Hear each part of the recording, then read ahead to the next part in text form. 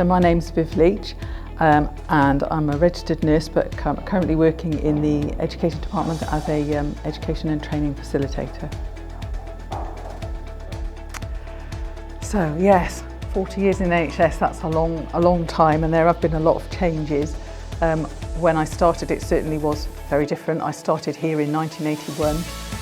We've got a series like a lot of DG8 buildings. There was a lot of old buildings, multiple sites,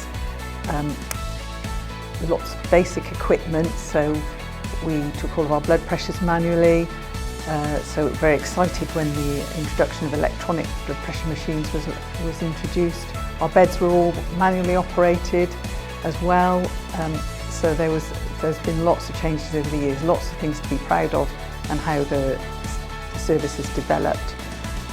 Here in Hereford we had our own laundry, so you could very often put your laundry to go on at the end of the week, and then it would come back beautifully laundered and folded next week, ready for you to start your next round of shifts. So lots of changes.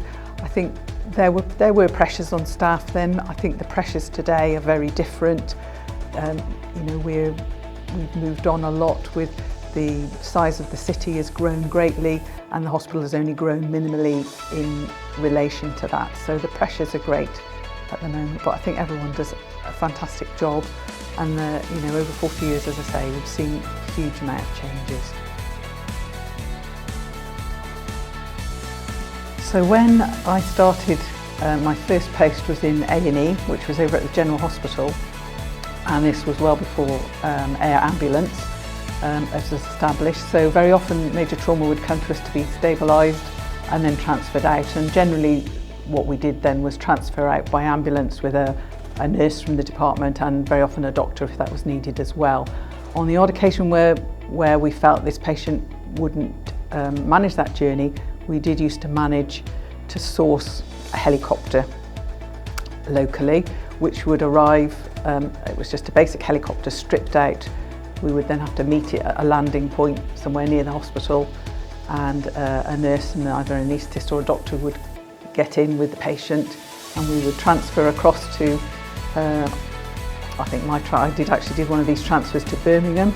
Birmingham at that time hadn't got a helipad either, so we would land in a playing field somewhere where an ambulance would meet us and then take us to the hospital, and the helicopter would wait until we came back, and then they'd bring us back to the hospital, back home to Hereford.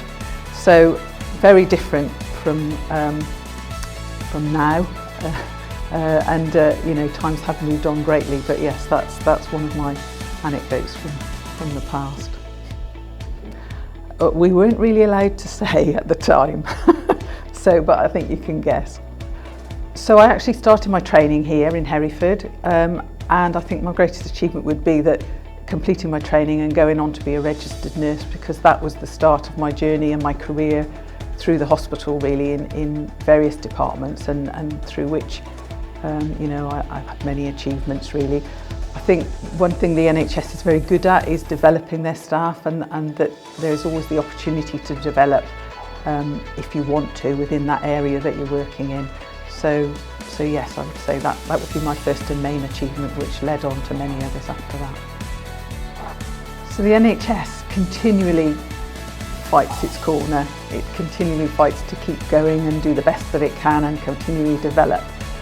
And I just feel proud that I can be part of that, because it is very often an uphill struggle. We do work really hard to do that, and I think because of the dedication of the staff and their loyalty, who often, I don't expect there's many people that don't give their own time as well as their paid time to help this service run as well as it does. So 40 years is a long time in the NHS, and I've got many colleagues here today who have been 40 years in the NHS with me. So I think it's a big congratulations for all the loyalty to the service throughout the years.